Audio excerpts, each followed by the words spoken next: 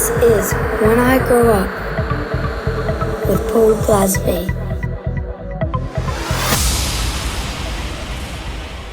BK, Ben Keane, as you're known in Australia, Hungry Jacks. How you doing? Yeah, good, thank you, mate. And you? Not too bad, not too bad. It's good to see your face and hear your voice. It's been far too long. Yeah, it's funny though when you haven't spoken to people for a while. Do you just pick up where you left off, don't you? Well, depending on the people, but yeah, the right people for sure. Like I've said this in a podcast before. Like me and Maddox, we got together in September last year. Not sat in the studio together for 10 years, and It was literally like we'd been there the week before. Just straight back into it. You've done the thing so many times before. Well, I guess, yeah, but yeah, I think that's the mark of like a good friend is someone that you don't have to see them all the time, and you can just pick up, and there's no awkwardness or whatever. So yeah. So obviously, like when I got into Hard House, everyone knew who you were, at least in terms of a producer. Yeah. You kind of became a DJ because bookings were coming in just because you were so famous as a producer. I was always a home DJ, which then got me into production. So I was DJing before I did the production. I wasn't playing out, but I was a DJ, going and buying the records and blah blah blah. That's what made me want to go into music production. And then I went into music production, and then I got booked as a DJ because of the music production. Right. I was DJing first, but only in my bedroom. Yeah. Okay. And what was the stuff that sort of got you into? I mean, I know exactly what it was that got me into Hard House. It was the Trade 4, Pete Wardman disc and Turner DeVee live in Tel Aviv. They were the two things that we would just have on, repeat for brilliant. Two of my favorite albums, definitely two of my favorite mixes, 100%. Right, excellent. But it's interesting from my point of view because, like, the sound in that late 90s. The sound was evolving, but you were part of that evolution. Yeah, well, I started to work as a tape op and a T-boy in a studio in Carnaby Street in London, in the West End, and I'd always been going to hardcore raves. When I was at school, the guy above me, the year above me, was putting on hardcore raves, and he'd have like the Prodigy, Shades of Rhythm, Carl Cox, a lineup that would cost you hundreds of thousands of pounds now, but it would be in a warehouse in East London.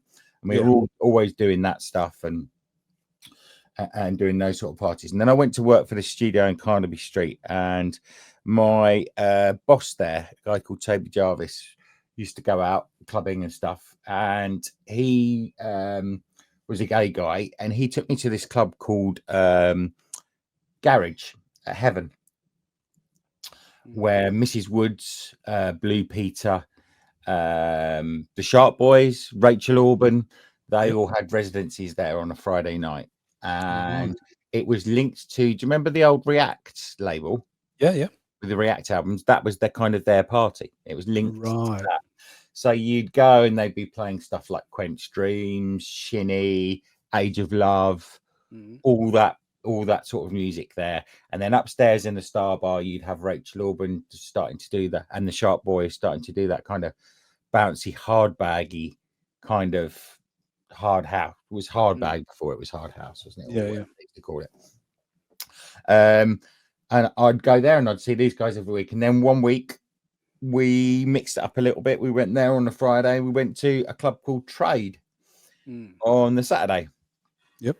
And this is in the mid-90s. And there you had Alan Thompson playing, Steve Thomas, Tony DeVee, Ian M, Pete Wardman. Malcolm Duffy opened up. Yeah, Malcolm Duffy, Alan Thompson, Steve Thomas, Tony DeVee, Ian M, then Pete Wardman at the end. Right. So it was always that, or pretty much always that order. That was my kind of serious clubbing order. But before that, you'd have Tall Paul that would finish before Pete Wardman was there. In the early days, you'd have Tall Paul there as well, and Smoking Joe and people like that. And went to Trade, and I remember walking in down the stairs, and there was like 1,500, 2,000 people, and they only had 2 security. That was it. That was how it was in those days. There was two security guys. I can even remember their names, Derek and Barry. That was the only security. And it was in my favourite venue of all time, which is Turnmills, which is you walk down the stairs and you see over the dance floor. And back in the day, they had this thing that was really, sounds silly now, but it was a full colour laser. Well, yeah, at the time it was like, whoa, more than one color than green. So it was quite brilliant. And yeah, that it was just like an eye-opening moment, you know, watching like Tony and Ian and Pete Wardman play. And I used to go. Then from that moment on, I went religiously, week after week, literally every single week for years. I did not miss it at all. My whole life revolved around. Still working in the studio, still doing that, but it would finish on looking forward to finishing on a Friday, doing that, and then going out to trade to see these guys. And then, of course, we had access to the studio, so we could go back and let ourselves into the studio that I was working in as a tape op. And by this time, I was being trained how to be an engineer, a sound engineer, and working with the guys, and I knew how to work the sequencers and blah, blah, blah. And we'd go back, and actually with Toby, sometimes we'd go and start writing our own sort of music. Right. You know, so you'd get the influence from being in trade, and then you'd go and... That's it. And I just write more and more, and then I'd get them printed up onto acetates after a while, like the old dub plates. Yeah. And I'd take them down to trade and give one to that. And in those days, you know, you weren't earning a lot of money, and they'd cost you 40, 50 quid a go. So you'd have to get a couple made and blah, blah, and you drop it down. And all credit to like Ian M and Tony and Pete Wardman. They'd take it home, they'd listen to it, and they'd actually go, actually, this is a bit shit. No, it's okay. And then after 2 or 3, like Pete Warden would play one at Sherbet, and then they'd play one at Trade, and then it just snowballed from there. And it got to the point where you'd literally leave a couple of acetates in the booth at Turnmills, and they'd nick each other. They'd nick him from the other. If they hadn't been left one, they'd just nick it anyway. But one of the other DJs would nick it, and they sort of almost, you know, fight over them a little bit, and they'd just play them instantly. You'd take them down, play them up, and they just play them that night. And I think I remember being in there one time, and I'd had 15 tracks played over a period of maybe like 4 DJs, from Steve Thomas playing something, from Alan Thompson playing something, Tony playing a couple of things, Ian playing a couple of things, Pete Wardman playing things. So it just kind of snowballed from there. And I literally only made music to be played at Trade. I wasn't aware that any other clubs in the world were playing this music. I didn't know about Sunday Central or any of those places yet. I didn't know about it. Just about Trade. Well, it's like when I was talking to Baby Doc. He had a similar sort of thing, is that he was going to, I think specifically Trade, and then he wanted to make tracks that he could then dance to. You know, that was his sort of motivation to get started. And then obviously, you know, him and you just, you know, like up there as the dons, you know. It's just about, it still is today. It's just about making music that you would want to dance to and go out to. And the deeper you try to overthink it, and every time you try to think, oh, I'm going to try and make a record that's going to get signed to here, get signed to there, do this, do that, be a bit more commercial, it never works. No, I remember having this conversation with you when I came down and we did that Out of My House track. Yeah. Which is still one of my favorites that I was ever involved in. Yeah, I remember you, because I think Revolution had come out maybe a year or 2 before. Right. That, and you were saying about, you know, you can't manufacture a hit. It just happens. You know, like you have to. If you don't love it and you don't like it, then why should anyone else? Yeah. But it doesn't always work the other way. Just because you love it doesn't mean everyone else will. Well, That's what I found. And there's some tracks that I made at the time. Like I was really getting bored of making the hard beats at one point, and I made Badass. And I think I made it in like 2.5 hours, 3 hours. I was like, oh, I just need another side for this next hardbeat EP. And I wasn't really feeling it. I was just like knocked it out, and it was absolutely massive. Yeah. So I still have to play it now. I still get asked, you know, 25 years later to play it. So you sometimes you can't tell, but then sometimes it's about just capturing a moment, isn't it? Yeah. You don't have to spend weeks on something. You can capture a vibe in a studio in an afternoon and capture the feeling that you were having then, and then that'll transport into clubs or transpose into clubs rather and stuff. Yeah. Well, I mean, for me, really, I guess like Kick It would have been my revolution. You know, that's the one that 25 years later people still play and ask for. But yeah, I remember in the studio and sort of hitting a bit of a roadblock, and then, you know, like you just sit there, and then I was like, pop, pop, pop, pop, pop, pop, pop, pop, and we put that in, and then boom, you know, an hour later it was done. Right. And we're like, yeah, this is it, you know. So yeah, that late 90s, early 2000s, I mean, for me was insane because I got into dance music. I was a big heavy metal fan and still am, but you know, like that was my thing. I'd had no experience of dance music until 97, early 97, I think it would have been. And I ended up just by chance ending up at this club. It wasn't a hard house club. It was, I guess, house music. But yes, similar thing to you. Like I went, and then I was just every week I was back, and the friends that I'd been with, they came for the first probably 3 or 4 weeks, and then after, you know, we're having a week off, I'm like, fuck that, I'm going. And I just went on my own, and I ended up meeting this kind of new group of friends that then were the people that got me into DJing, because we'd go back to these after parties and there'd be decks there and everyone would have a crack, and that's what sort of motivated me to want to. The after parties must have started so many DJs, you know. Yeah, for sure. Everyone, I can either go at that, you know. That's so many DJs way into being a DJ, isn't it? Well, actually, that wasn't so for me, because my personality. I don't like to be bad at, so I don't want to learn in front of someone. You know what I mean? I want to. So I actually saved up, and I got a bank loan for half of it. I saved £500 up, and I got a bank loan for £500, and I bought some 1210s. Yeah, I think it was a Gemini mixer. Did you not have the Sound Labs first of all? No, I went straight in with the 1210. Straight. And I had the old Sound Labs belt driven Sound Labs. Right. Yeah. No, because I just thought I'm going to spend, you know, £500 on the belt drives, and I'm going to have to upgrade, so I may as well just straight in.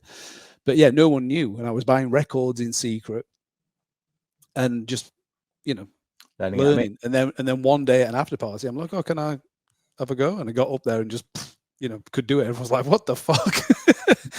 So yeah, that's how. But it was the after parties that, you know, lit the flame for sure. Or crack-ons, as we used to call them. Crack-ons, yeah.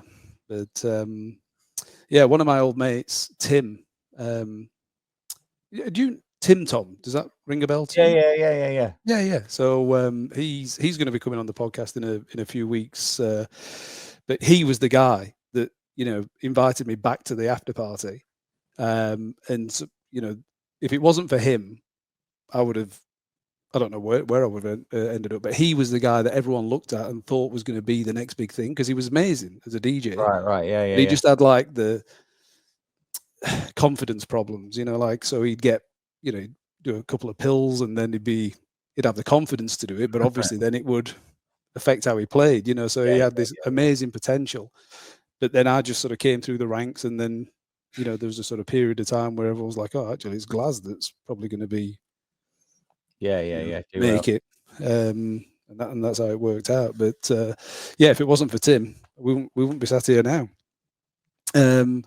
So yeah, that whole evolution of that early, because I remember when we first met would have been, I think we met the first time like crossing over at Insomniacs, I think it was, or something like that. That was, it would. I mean, hot sweaty club Insomniacs, wasn't it? That was brilliant. You'd have like 5 gigs, you know, you'd do 2 on a Friday, 2 on a Saturday, and you'd be in bits, and then I'd have to drive to Sheffield. Yeah, just from down south all up north. And then you'd come into this, you'd get into Sheffield, and everything was this fucking one-way system that you didn't know the game. And you'd have multi-map printed out on bits of A4 paper, because this before. There was no Navman then. Yeah, like this, and you're trying to with your mate trying to find out where to go, driving down the wrong way down a one way.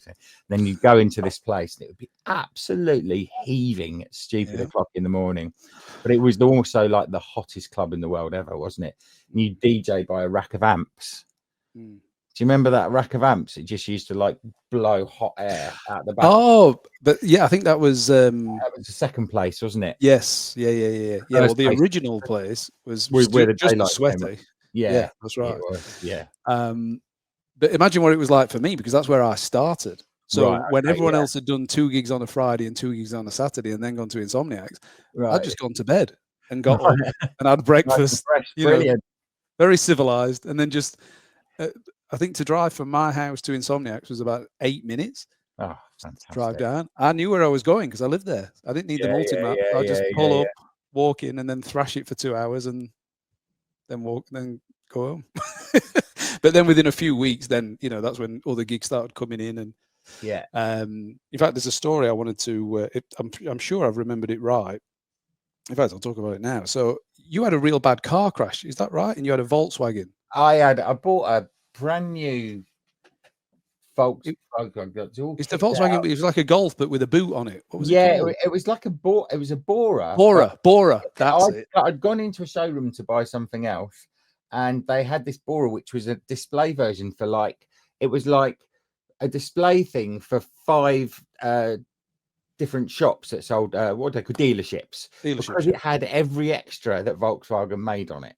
Yeah, right? It literally had everything. I remember it was fucking badass car. Yeah. It was a badass skirted car. I think I'd had it 2 weeks and I come out of tall trees and got hit by a drunk driver on the wrong side of the road. Yeah, that's right. Wrote it off. And it was such a lovely car as well. It was like the first car with the Tiptronic, so it was like manual and automatic if you wanted it. And it just like the mirrors used to dim automatically if someone shone there. It had literally it was a display model for showing off all the extras that Volkswagen had. Yeah. It was that was a great car. That was. Well, at least you got to test the airbags. Yeah, I got to test the airbags. Yeah, coming out of tall trees, and he was literally going around a bend, and he was absolutely pissed, and he came around the corner on the wrong side of the road. Yeah, fuck. Well, that's made me think of a time when because like I said, I started, at Insomniacs, just doing Insomniacs. That's all I had all week, and then other gigs had come in. I remember I did a gig. Insomniacs did a thing out at Skegness. Oh yeah. But I had an early-ish set because they wanted me back at Insomniacs to do my set there. Yeah. But I didn't do my usual last set because I had a gig in Leeds. And I remember there were 5 of us in the car, and we drove out to Skegness, did the gig there, drove back, and then 3 out of the 5 were like, "Oh, we're just going home," because they were wrecked. So they were like, "Yeah, we just want to go home." So there's me, I think it must have been Scott, went into Insomniacs. I did Insomniacs, but then Scott's like, "I'm not going to Leeds." So I had to drive to Leeds on my own. And I get up there. Their friends used to drop off. They used to come with you, like, "This is going to be great. We get to go to all the clubs." And then just gradually, "This ain't so fun anymore." This like by Club 4, when you're soaking wet, you used to stink. Even if you didn't smoke, you'd absolutely stink a fag.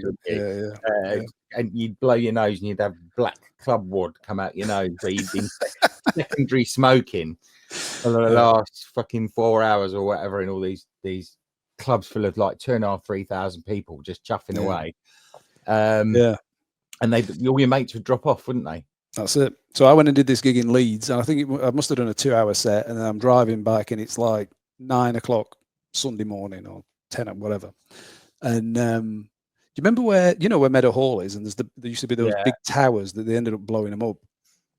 I'm driving down the motorway there, and I can see like a mile ahead, there's like roadworks. And then I fell asleep. And the next thing I knew, I woke up and the cones were like there. And I'm like, fucking, and there's guys working on the other side of the cones. So I swerved, cut this van up, like nearly hit him. I didn't even look to see if anyone was there. I just pulled so I didn't go through these cones. Yeah. The guy in the van, he's like flashing his lights at me, and I'm like hyperventilating because I'm like in this panic, but I'm still like nodding, and I'm trying to get through this traffic where it's down to one lane. And then I got through the roadworks. I just fucking tore off. But that's the closest to catastrophe that I've ever. Oh, I saw so many. I'm surprised we made it through, to be honest. The amount of miles that we used to do. You know, you'd put silly. I mean, I learned later on, you know, as you get a little bit older and wiser, you stop buying such nice cars because the amount of cars that I bought during that period and were like bought with 5,000 miles on them, by the end of the year you've done 80,000 miles in the first year, and half the value of this nice car you just bought. Yeah, because there was a lot of driving, wasn't there, back in then? And so it just surprised how we made it through. I used to see so many accidents on the motorway and so many bad things that went on. Yeah, well, you just got to try and avoid them, I guess. Now, do you remember Simon Eve's wedding? Yes, I do. Yes, Simon and Bianca. So anyone that doesn't know, Simon Eve got married to. She's like some kind of royalty, isn't she? Isn't she like Bianca? Yeah, I still speak to her all the time. She's really good friends with Bianca. Her mother was a the Duchess of Kent or something. No, it's like the Romanian royalty, but living in like a big square in the middle of London, one of these. Right. Yeah. Okay. Yeah. I remember whatever it was that. So we get to this wedding. It was a lady, and her tagline when she was out partying was "I'm no fucking lady." I always remember her being good value. I've not seen her in. Yeah, in fact, that wedding's probably the last time I saw her. But what I remember is, as we got to the reception, so you know, like they have all the tables and who's sitting where. Yeah, and we all rocked up. There's me, you. Who would I have been with? I can't remember if it was Kate or Rachel at the time. Anyway, whoever I was with. But we were just like looking around, and we were all on separate tables. And obviously, a lot of these other guests were all, you know, like hoity-toity. We were fuck this. So we just went and moved all the cards around, and we just had his own table. And then this guy comes over. He's like, "Oh, I think I'm sat on here." And we're like, "Sorry, mate, I don't know what to tell you." And he had to go and sit somewhere else. Yeah, that sounds like something that we would have done. Yeah. I think E&M was there. Was E&M there? I can't remember. Like Farley was there, I think. Farley was there, definitely. Yeah. Good day though. So where are you living now? I'm in Oxfordshire now. But in where? Oxfordshire. Okay, so more country living, is that? Yeah. Live in a field. Excellent. Because I remember when I came down and did that track with you, and I always remember this because you just moved into, I think it was a 2-bedroom place in East London. No, East London. Yeah. Miles. Yeah. And I think my first house I'd ever bought. Right. And at the same time, me and Rachel at the time had bought this house in Sheffield, and we'd both paid, I'm not going to say how much it was, but we both paid exactly the same amount. Yeah. And I had a tiny little 2-bedroom house. And I have a saying to you, mate, London. why don't you move to Sheffield? Like, you could have, you know, the house would be so. And you said to me, look, in London, I can get a Chinese takeaway at 3 a.m. I can go to HMV at 4:30 in the morning. And you reeled off all these things, and I went, when have you ever done any of that? And you went, well, I've never. But I could. I'm not. Funny thing was, I wouldn't have been there anyway at the weekend to do any of that stuff because I'd be up your DJing. Exactly. But no, I moved, and then I moved into. Then I moved down to sort of Victoria Park in Hackney Way and lived there for a few years, which was really nice. It's a bit posher and a bit nicer and a bit cooler. And then I sold up that. Was that the like big renovation thing that you did? I got it was a house in East London. It was like a massive property for East London in a really cool area, and it had a what used to be a they called it a cat meat factory on the plans from like, so God knows what they did in there in the 1800s. Whether they had cat meat or whatever. We got planning permission to turn it into a flat and then sold it on and blah blah blah, and then moved out to Oxfordshire where it's more family orientated, shall we say? Yeah. Nice. Because how old are your kids? You got 2 kids, have you? They're 18 And yeah, those two are 18 and 14 now. Right. Wow. Okay. Yeah, Yeah, mine are 13 and 11. Wow. Okay. 13 and 11, yeah. So you just got the two? I've got two more. Oh, right. Okay. Yeah. Right. You are busy. Busy man. So what was I going to... Oh yeah, and something else I wanted to tell you. I don't think you know that. I've told this story to loads of people. You've probably never heard it. So when we were doing that track together, and I don't know if you're going to remember this, but all the little effects and sounds and stuff that are in like a BK track. Yeah. Me and Maddox used to listen and go, God, how did he think to put that? And we'd marvel at the sounds. And then I'm sat next to you, and you just put each sound on the keyboard. Yeah. And you played the track, and you weren't even listening. You were talking to me, and you were just randomly hitting the keyboard. I went, "Is that how you do that?" And you went, "Well, how do you think I did it?" So when I got back to Maddox, and I'm like, "You're not going to believe this," and and Maddox was like, "You're fucking joking." But they would be in like places at end of bars and like yeah, I think places. But yeah, you just put a whole load of samples along the key, and you just feel it where you want it to go, and then you tidy it up after. Get rid of that one. Keep that one. I know that now. But before 2005, I thought you were a genius. It's funny, like when you listen to other people's productions and you get really deep and you think, oh, how'd you do that? The amount of times that I've had people come up to me and go, the other producers, I use your track as a reference to mix down my stuff so I can make it sound good. And in my head, I'm thinking, I use your track as a reference to mix down my stuff. So I know it sounds good. So it's just like this weird circle that's going round. You always think everyone else progressively getting better rather than worse, you know? Yeah, but you always think everyone else's stuff sounds better, and you're like, how do you do that? And they're thinking exactly the same about yours. So right. Yeah.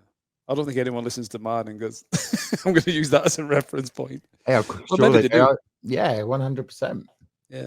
Well, it's Maddox, it's not me. So I wanted to talk about this. Well, like you said earlier, it's not a new way. It's been around for years now. But you just, like, for me, so you'll have to forgive me for my not knowing what the fuck is going on, because I've been so removed from this whole thing. But coming back into it, you seem like the bridge between the old and the new. Right. Would that be fair? Well, I just sort of carried on doing what I was doing, really. And the thing is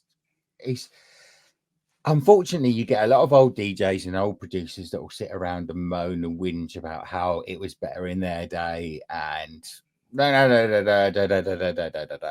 that's essentially, it's a career killer. Yeah, it's a career killer, and it's so I've always been one that just, you know, be who you are musically, make the music that you love, but also move with the times. Yeah. You know that, but people forget that's what hard house was about back in the day. When I first started playing hard house gigs, the old DJ before me, usually an old trance DJ, you know, or old house DJ, would be moaning about the shit I was playing, going, "This isn't bloody music," and they'd be whinging, and you'd go on and absolutely tear the roof off, because that's what people wanted to hear. And I never wanted to be in that position about moaning about what the next generation are going to play or blah blah blah. You want to move with it, and at the time, hard house was cutting edge music. Yeah, it really was cutting edge music, and it was forging a new sound and a new path. Or that's what I want to be part of still, if you know what I mean. I'm a producer, I get bored, I want to move on. Although now we're making stuff that does sound a little bit more like the hard house we were making back in the day. That's gone through a big cycle to get back to that stuff, but it's still it's very similar, but it's changed. You know, it's for a TikTok generation. The arrangements are a lot quicker, things are a lot snappier, You don't need a 2.5-minute intro before the bass comes in because it's not on vinyl, so you don't need all that time to cue it up and get it in time. Bam, you can mix it in straight away, and you can do clever things, looping and all this kind of stuff. If you want to extend the mixing and all of that, you can do that on the fly.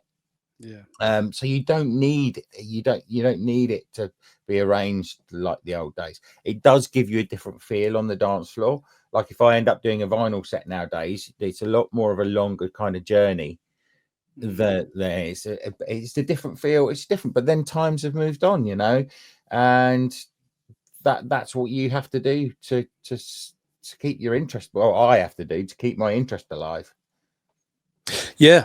Well, I mean, I saw on your Instagram yesterday or the day before. I'm not sure if I'm pronouncing this right, but that girl, is it Bia? Yeah, Bia. Yeah. Bia. But like, so I can't remember how. Oh, I think you must have posted it because she played Let's Rock. Yeah. In that thing, and then it must have linked to the set. Anyway, I ended up on YouTube. I'm watching this bird. I'm just like, she's like a model doing a little bopping around, playing Are You Already at 160 BPM. I'm like, take my money. I'm in. Like, she's great. She's absolutely brilliant. And there's so many young DJs like that, who are, you know, they're fantastic. And I've been really lucky into the fact that a lot of them are dipping into my old catalogue because, you know, Revolution is still, I get tagged 20 times a week with Revolution being played at massive events, you know, and all the big current DJs are still playing that. And very luckily, they've dipped into a lot of my old back catalogue because some of them have come from techno and stuff like that. And I think some of the nuclear stuff translates a little bit better to this generation than some of the bouncy, cheesy stuff. Although there is a lot of bounce, like more bounce stuff coming back in at the moment as well. But well, I mean, even in her set that I listened to, there was some that it sounded like hard Ingo, you know. Yeah, exactly. But there was a section of her set that was about 20 minutes long, and I'm like, fucking hell, that sounds like if me and Dave the drummer had, you know, a love child, and pitched it up to 160. That's what it would sound like, you know. It's like that mixed with like they're playing hard music, but it's a little bit more multi-genre hard music. Within the hard genre, there's things like shrans, there's your bounce stuff, there's your hard house stuff, and just they're playing it all, and they're playing it well, and they're smashing it. So good luck to them. Yeah, good on them. Maddox had a really interesting, mature take on that whole thing of, you know, he was saying that when the new wave come through, you know, like we're all now, you're the same age as me, aren't you? You're 47, is that right? Yeah. When's your birthday? October. Oh, so you're a little bit older than me. Just by a smidge. Yeah, he was saying, you know, you can either accept the fact that things move on and new artists come through and they get the limelight, or you can be the grumpy old man about it. And, you know, like you said, there's 100%. Like when these kids started playing my back tracks out my back catalogue, I literally just sent them all my back cat and said, there you go, knock yourself out. Yeah. Have fun. That's what. Why would you want me to make music? You want people to play it. There's a really weird attitude of older DJs holding on to their tracks to sit on their hard drive. Yeah. It's like, what the hell? You know, it's like, you want people to have it. I want people to play it. I want the kids to go out with it. I want them to do it, edit. I want them to run with it and make it their own and move the things forward. You know, otherwise it's going to get absolutely stale and boring. Yeah. So, I mean, is there any like who else would you say is someone to look out for? Well, there's people that have already absolutely smashing it. I mean, Hannah Lang, I think, is absolutely brilliant. She's, you know, every time I've seen her play, you know, I think her parents were big Tidy fans. The stuff that they're releasing on Doof, it's the equivalent of kind of Nucleus back in the day, you know. Whereas Tidy was like a northern label, and the Nucleus thing was a bit more international. She's covering the whole international thing, you know. Right. She's doing really, really, really well, and plays really well, more importantly as well, you know. Yeah. When I spoke to Lee Haslam, he was saying about how the whole thing's moved now, and which you can understand why. Like we used to just be, DJs, and some of us would produce, and some of us had labels, but that's kind of as far as it went. Whereas now, you've got to be, like a social media influencer. Yeah, that's the only thing that's, and again, I don't want to sound like an old whingy person. The social media thing, my social media is not great. I'm not, it's not our generation. I'm of a generation that makes music and wants to put music out and DJ music. Yeah. It's music comes first, you know. You don't think about making social media content. I try to do a bit of it. I do a bit of the stuff that I enjoy doing, a bit of studio stuff here and there because I enjoy doing it. Again, I'm not gonna do something that I don't enjoy and make a short film of me walking in slow-mo down an underground station. I'm not going to do all that stuff. Well, I never say never. But at the same time, I like a couple of weeks ago, I had this young guy messaging me. He'd seen me play somewhere. I think it was actually one of Hannah Lang's parties, Warehouse Project, saying, "Come, that was really good. Where can I see more music like that?" And I put a clip up of an old party, and everyone was going mad. And he was messaging saying, "Oh, why is it not like this, now anymore? Why do you go out?" And it's almost a self-fulfilling prophecy, because it's not like that atmosphere, because people are worrying about the social media. They are there with their phones. They are not forgetting the world outside. They're taking the world outside into the club with them and with their phone.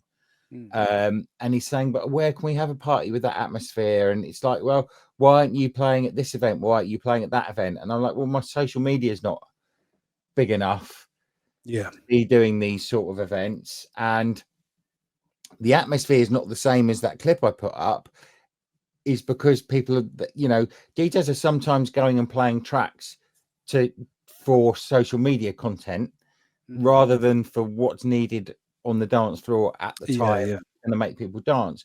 And you will often see a clip now of a DJ going, "Oh my God, it's absolutely mad." And the camera's wobbling like this and they're going mad. And you actually look at the crowd and the DJ's dancing 10 times more than the crowd is. Hyping it up. And if you actually stop and go, the crowd's going mild, not wild.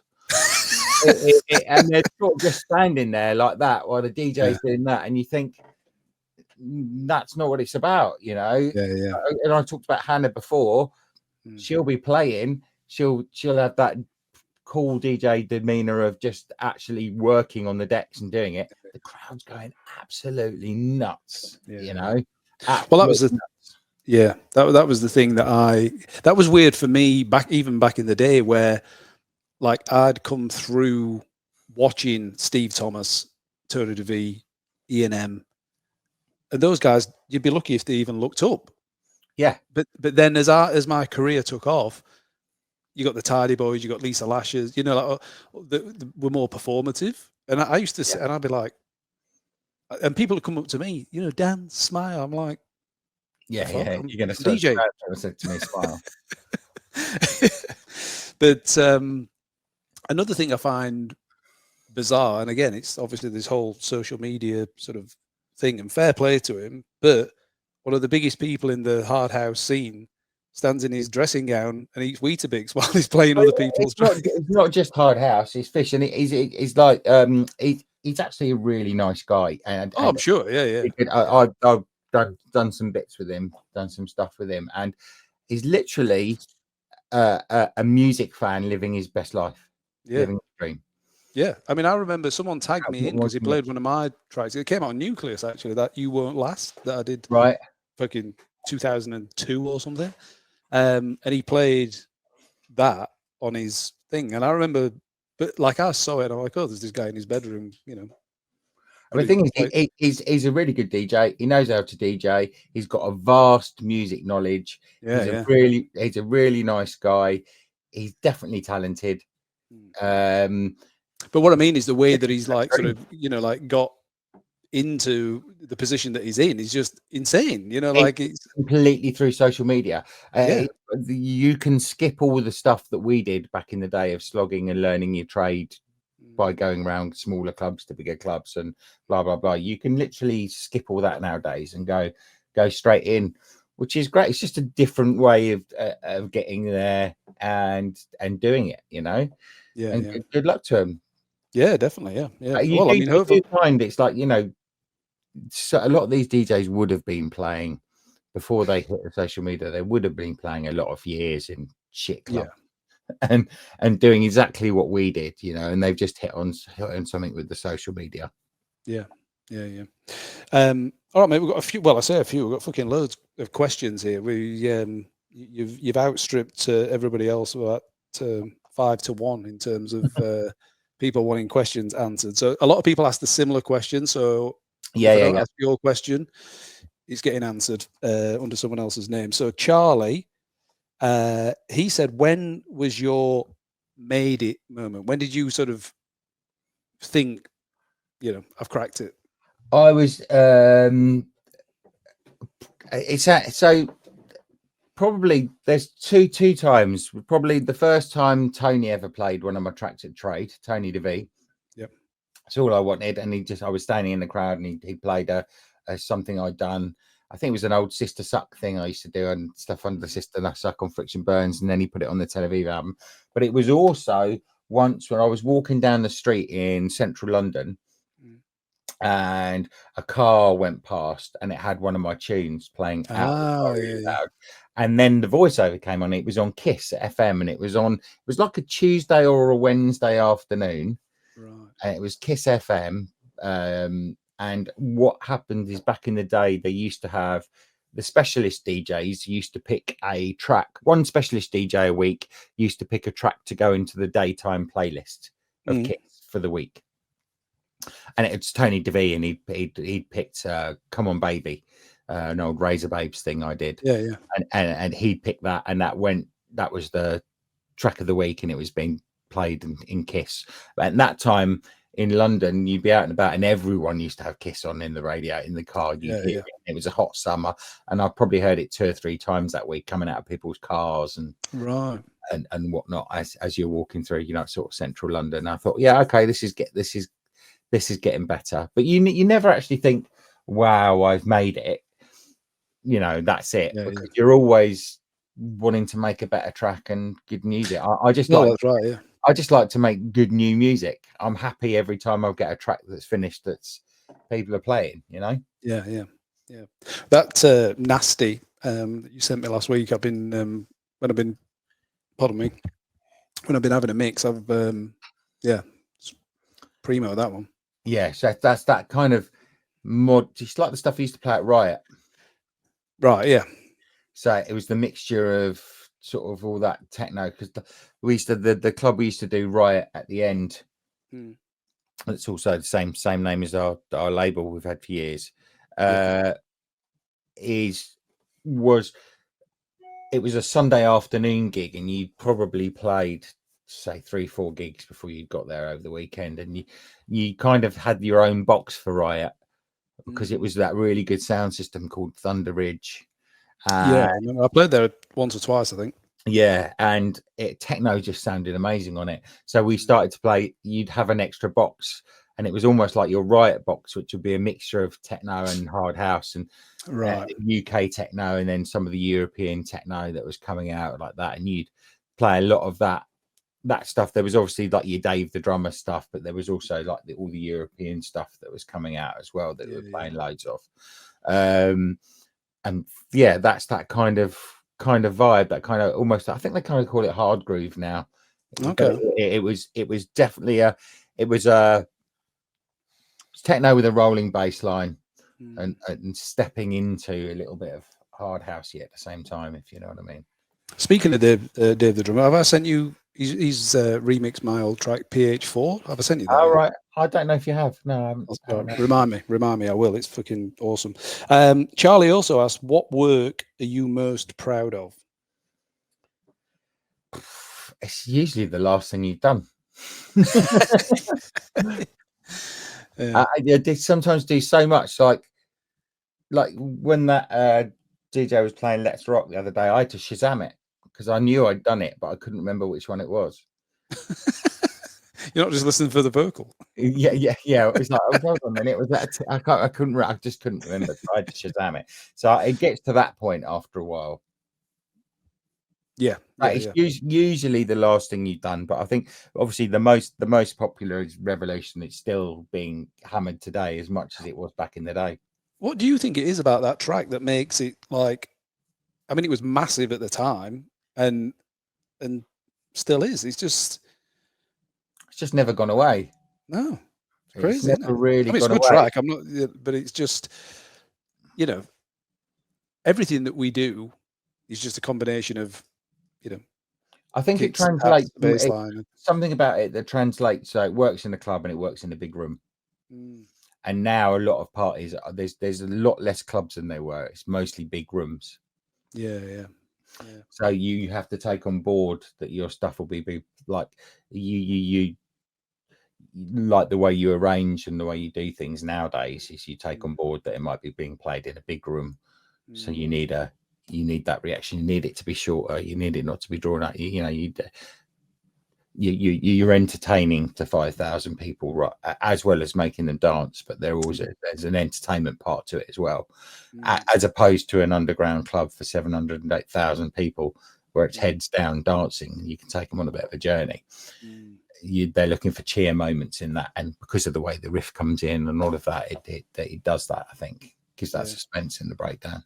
Yeah.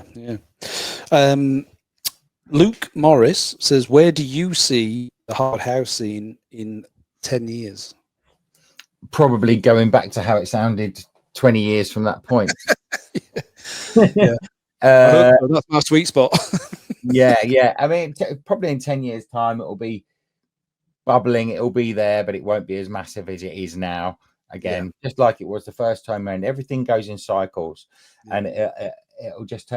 I think hard house is big again because it's definitely a backlash to that EDM sound that was there, which was over polished to Americanized, as in just I think it needed a bit of grit and a bit of screw face and a bit of rawness about it again, and it's music is got a nicer, warmer sound to it again, although it's hard house stuff. A lot of the kids are using analog stuff again and using the 909s and bringing that traditional sound back into it, rather than just smashing a Vengeance sample pack, and then things are starting to sound like nicer again to the ear. Although they're still hard, they still sound, there's something nicer sounding about them, to me anyway.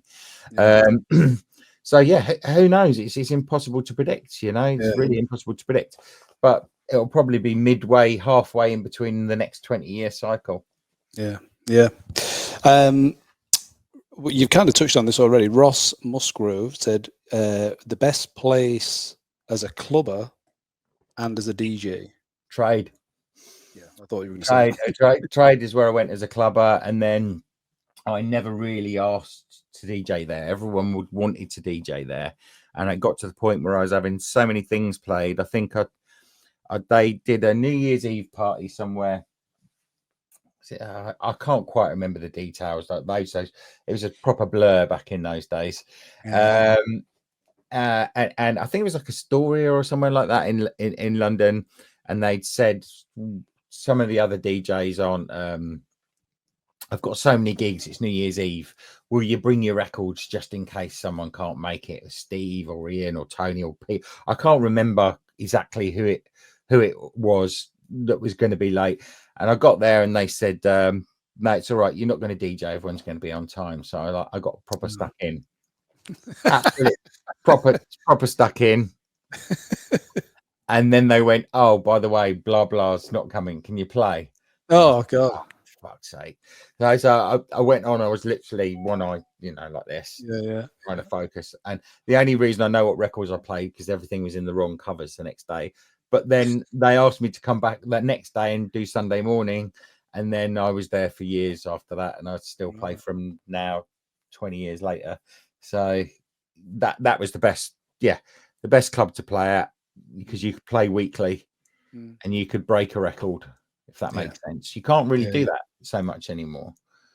You used to be able to test a record out and play it every week, and by week 3 the crowd would know it. Yeah. And you'd start drilling it home, and then some of the other DJs just start playing. You know, you could literally break records.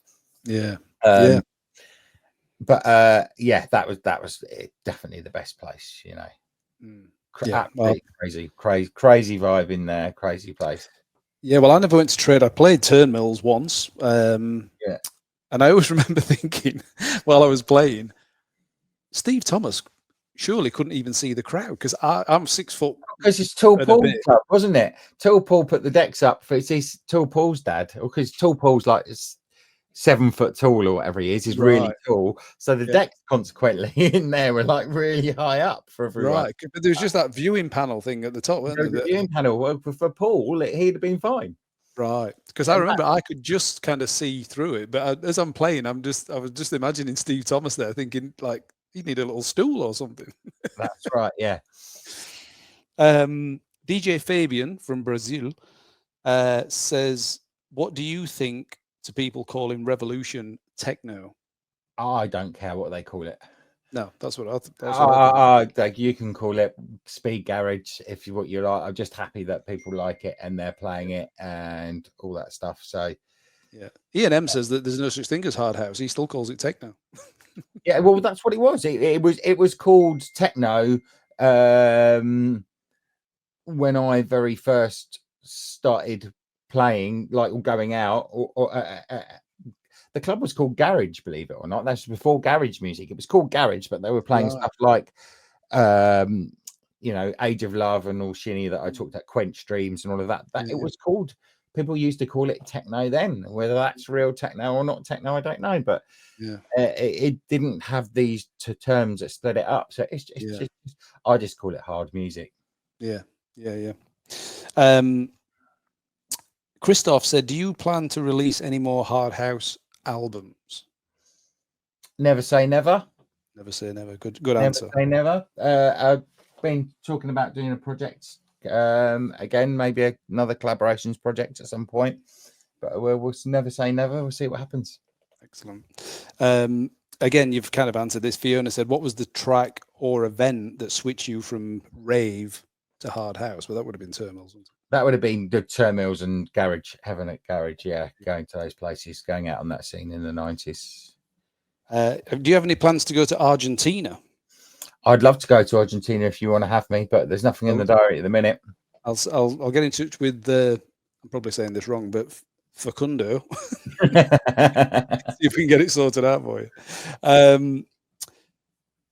Jason said, "Did you do the music for the Streets of Rage saga?" I don't even understand that question. Streets of Rage saga, is it? I don't know. Maybe it's a game or something. I did an album for the car thing. What was that? Max Power, that was actually a mix album. Right. Front CD mix album for Max Power. Right. Streets of Rage. No, I don't remember doing Streets of Rage, but I've had some of my stuff has been used on games. And I actually remember, obviously it didn't happen, but the track we did, I think it was your publisher had sent it for like Blade 2 or something. Right. Remember? You might not even remember, but I got all excited and then it didn't happen. Right. Yeah. There are lots of bits and bobs have popped up. I've seen it pop up in the bill. I saw Music is Moving on the bill and in EastEnders. Oh, really? Oh, Revolution. Was it Revolution that was in EastEnders? And then Music is Moving was on the bill. Right. That's a claim to fame. Yeah. Daniel asked, "What was your favorite hard beat?" Again, don't know. Whatever I was made at the time. Depends what day it is. Yeah, depends what day it is. It's like people often ask what your favorite track is, but then it's like, well, my favorite trance track or my favorite hard track or this track or that track. Yeah, every track has a different moment. That's right. Yeah, it depends what mood you're in. Yeah, like it's. I like hard house tracks. Are You Already is probably one of my very favorites because it's got such good memories for me of watching Tony play it, and that and Don't Stop when he used to play that at Trade. Got so many good memories of that. And you know, you think at the time, Are You Already? Things like a lot of the other clubs around that time were playing stuff like Rosala, Got to Be Free, and like Living Joy, Dreamer, and that kind of vibe. And you'd go into Trade and it would be Are You Already at 155 BPM, just a different world, you know. So that as far as the harder tracks are going, but then you got some good trance stuff as well. And I like, you know, depends on what you're doing, doesn't it? Yeah, that's right. If you could remix one golden era track, is there anything that you've ever fancied remixing? Here's the thing that I've learned, right? And I've made the mistake a few times, and I think that I've kind of got away with it, is never remix tracks that you really, really like. Yeah. Because you will never in your heart feel that you've done it justice or it is as good as the original. And you always think, yeah, brilliant. And then you're like, oh, but it's still not as good as the original. It's So it's best off to remix stuff that you think that's good, but I can make that better. I could, you know, that breakdown's too long. That sounds not hard enough. I can see what I can do with that. Like when I mixed I Don't Care, Tony DeVee and Are You Already, those tracks. Are You Already was the hardest one. I was just like never really happy with it. I Don't Care, a lot of people played that remix that I did, but it's, for me, it's still not as good as the original. You know, it's too hard to just leave that stuff. I leave that stuff alone. It's like when people ask me to remix older tracks that I've done. I've done them. I did it how I wanted it to sound then. Well, that answers the next question, because Scott Marino said, can we get a 2025 mixes of Clattered and Beef Jerky? I'm guessing the answer is no. Yeah, I've done it how I wanted it to sound at the time. And funny enough, Beef Jerky is one of those tracks which the young kids have picked up on again. A lot of the big DJs started last year, and that loads of people playing it. Marlon Hofstadt and DJs like that were playing Beef Jerky, and I was getting tagged in that again a lot. I think it even went into the Beatport top 5 again. You know, a 25-year-old track. Yeah. You know, so they're but they're done. It's a moment in time. Next, I'm a bit like next.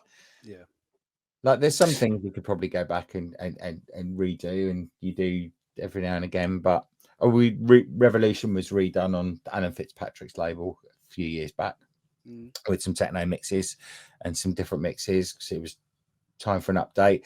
That's probably the only one that I wouldn't mind going back to, because there's still I'm hearing so many different versions still now. If I had a 10 pence for every version bootleg I hear of Revolution, I probably wouldn't be sitting here now with you, to be perfectly honest. I'd be in a bar in the Bahamas. Magaluf. I'd be living in Thailand, not working. That's what I'd be doing. Well, it's amazing what this podcast has actually created, because one of the God, I forgot his name. But anyway, one of the kids that listens to it, Kiki came up in the conversation, and he commented and said, I'd love to hear a version with some acid. So that's what we've gone, like we've done a 2025 version of Kick It, but it is different, you know. It's not massively different, but it is different, you know. But that's I would never have even thought to do that had it have not been for someone making the comment. But I thought if anyone's going to do it, it should be me. But that's actually, it's worked out really well. That's coming out on Vicious Circle. It's going to be Vicious Circle 400. Perfect. It comes out in December, which will be exactly pretty much to the week 25 years since the first one came out. Well, that's like when we did Revolution. I think Revolution came out on its 20th birthday again. It's pretty cool when you do that. I mean that was it was in December. The second it got released, and then Radio 1 picked up on it, and then it was released in December again. But back in those days, so it actually sold like it would have been top 10 at Christmas time, a top 10 record in the charts. But because it was Christmas. Your Woolworths at the time and your HMVs and that wouldn't stock the CD single so much because they were making room for Elvis's greatest hits and Cliff Richard. Yeah. For that, so it actually sold through unregistered chart. And you know, back in the day, there was loads of independents. Yeah. Most of those weren't chart registered. Right. But the amount it sold, had those shops been chart registered, it would have been, you know, would have done top 10 or whatever at Christmas. So, Would have been could have seen you on Top of the Pops. top of the flop. I've done top of the flops. Oh yeah. You'd have been like when you There's a video of me somewhere wearing a Cyberdog waistcoat, playing a keyboard. oh, you were on Top of the Pops, weren't you? Yeah. Somewhere. And what was that for? That was for a Eurovision Song Contest entry that I wrote before I was doing. Believe it or not, I'd forgot about that actually. Yeah, because I was just thinking it'd be like when you used to see Erasure, and Andy Bell would be singing, and then Vince Clarke would be in the background, just like stony faced. I got told off for skinning up in the BBC dressing rooms. I was skinning up and walked in and like, oh, you can't do that in there. Oops. Well, on that note, I think skinning up in the BBC dressing room. Big BBC Top of the Pops dressing room. Yeah. Well, mate, I really appreciate your time. I know you're a busy man.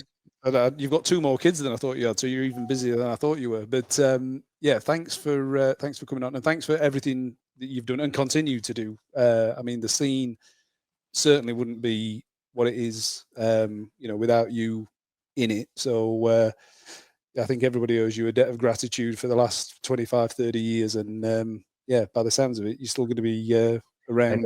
Annoying people with more records. Yeah, exactly. Yeah, well, keep an eye on. I can't remember the name of. And you'll never remix. And I'll probably never remix. But yeah, hopefully we get to work together again one day, mate. That would be something I can tick off my new bucket list since I'm back. I've got a new bucket list now. So Are you doing much DJing? I've got 2 gigs this month. I'm in New Zealand in September, and then at the end of October, fly over, do Insomniacs' 26th birthday. Yeah. We've got a bit of a special event planned for the week after, then fly back, take my daughter, my eldest, to Metallica in Brisbane. Wow. Which is amazing, because I thought by the time my kids are old enough, they'll have packed in, but no, they're here in November, so I'm taking her to that. I can't take the little one because we're going to be like the mosh pit, so the little one will just get trampled, but will be all right. And then playing Brisbane again at the end of November, and that's it for now. But yeah, it keeps me busy. Excellent. Remember, I'm a real estate agent. I'm not a DJ. Awesome. Well, mate, thanks again. It's been great to catch up, and I'll send you that Dave the Drummer remix. Yeah, perfect. Excellent. All right, mate. Nice one. Cheers, Paul. Take care, mate. This is When I Grow Up with Paul Glazby.